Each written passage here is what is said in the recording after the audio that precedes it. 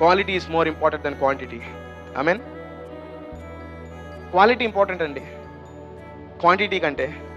ఎంత ఎక్కువ ఉందనేది ప్రాముఖ్యమైనది కాదు, కొంచెం కొంచెం. ఈరోజు డాక్టర్ దగ్గరికి వెళ్ళినప్పుడు అలా అనే మాట అదే కదా, 3 పూట్ల తినపోయిన పర్లా 2 పూట్లే తినండి, 2 పూట్ల కూడా మంచి ఆహారము తినండి.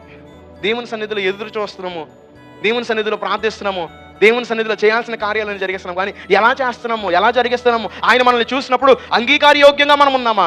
ఆత్మ కలిగిన వారంగా మనం ఉన్నామా? ఆత్మ లేని వారంగా మనం ఉంటున్నామా?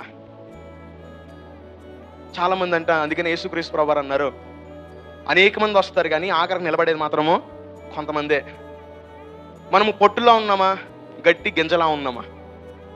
పొట్టు అనేది అంట ఏ గాలికి వస్తే ఆ గాలికి అటు ఇటు ఎగిరిపోయేదిగా ఉంటుంది. వేరెవర్ ఇటు గాలి వస్తే ఇటు ఎగిరిపోతుంది అంటే, ఇటు గాలి వస్తే ఇటు ఎగిరిపోతుంది అంట.